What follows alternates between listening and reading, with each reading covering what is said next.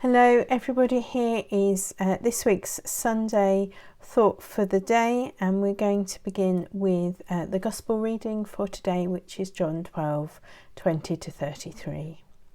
Now among those who went up to worship at the festival were some Greeks.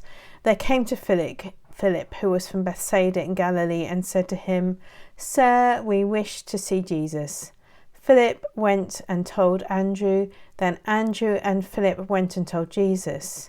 Jesus answered them, "The hour has come for the Son of Man to be glorified. Very truly, I tell you, unless a grain of wheat falls into the earth and dies, it remains just a single grain. But if it dies, it bears much fruit. Those who love their life lose it, and those who hate their life in this world will keep it for eternal life. Whoever serves me must follow me, and where I am, there will be my servant also. Whoever serves me, the Father will honour.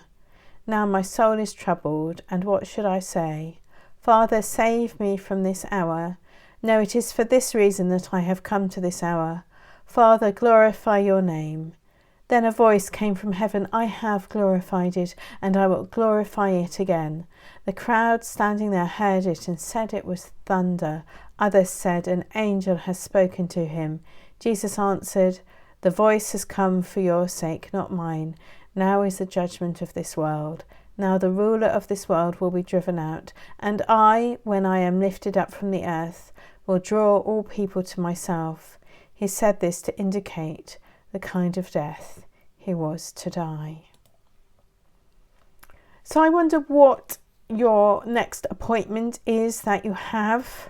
Maybe you do already have booked a haircut appointment. Maybe you have some lunches or dinners booked with friends in beer gardens or at pubs outside or in restaurants outside. Or maybe you have a doctor's appointment lined up. I have a doctor's phone appointment, which I have to kind of be alert next to my phone for quite a long time. So we'll see how well I manage that for my appointment on Monday. So the Gospel passage talks about these Greeks who wanted to see Jesus, and they didn't have an appointment. They just wanted to see Jesus, so they turned up and tried to see him.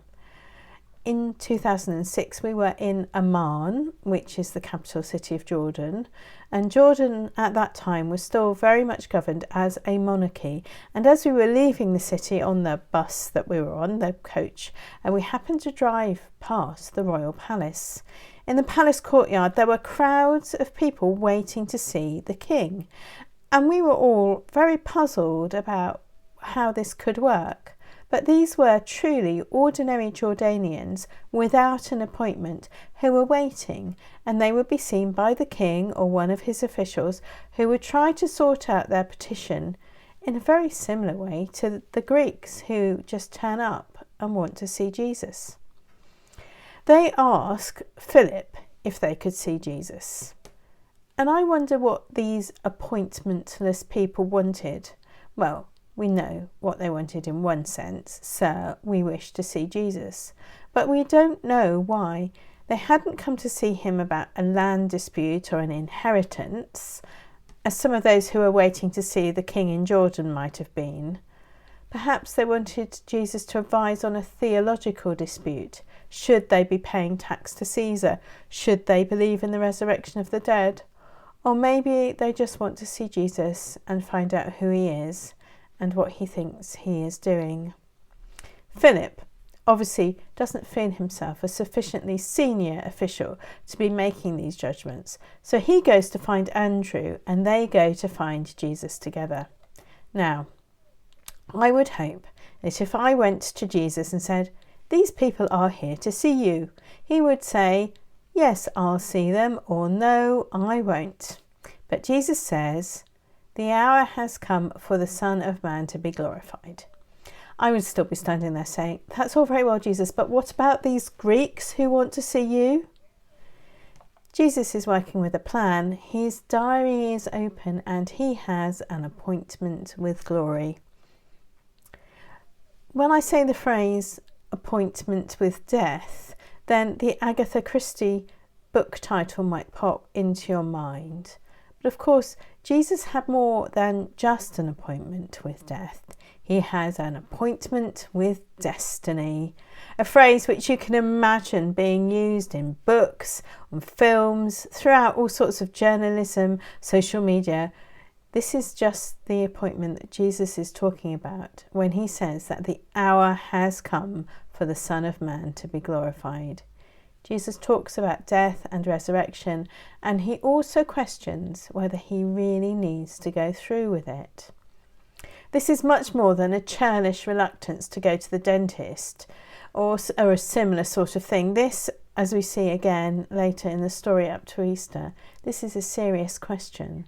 Is this really what I need to do? Is this really my appointment with destiny? And for Jesus, the answer is a resounding yes. It is for this reason that I have come to this hour. To fulfill this appointment with destiny, a voice from heaven confirms God's calling to him. My dad was not very good at carrying around a diary with him, and he instead used to make records on what he calls his biological filofax, by which he meant that he would write it on his hand. Now, I don't remember this being one of his tendencies when I was a small child. Maybe I just don't remember, or maybe it's a habit, possibly a bad habit, that he developed in his old age. I mention this for two reasons. Firstly, because in one way, Jesus did seem to have a biological filofax. He seems to know about his appointment with destiny. Also, he is reassured through prayer and fasting and words of assurance from God. Secondly, Jesus will indeed bear the marks of his appointment with destiny on his hands and the rest of his body. In our Gospel reading, Jesus knows that he must bide his time. His appointment with Easter is set and his hour will come. Meanwhile, let's return to the Greeks. It's not instantly apparent from this text whether Jesus met with them or not. But certainly when Jesus speaks about being lifted up from the earth and drawing all people to himself, this is taken to indicate non-Jews as well as Jews. So maybe this was for the Greeks. Like the Greeks, we don't need an appointment to come and see Jesus.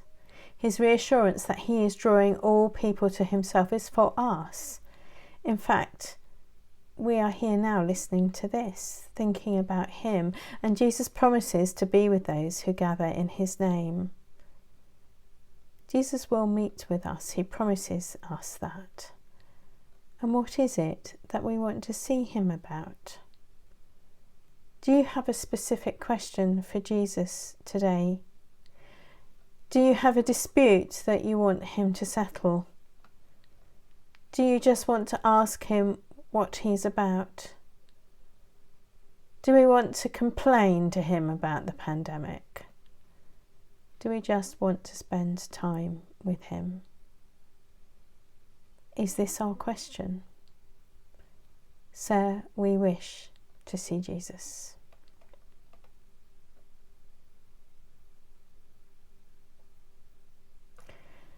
Thank you for listening, and we'll be back in the week with some extra things.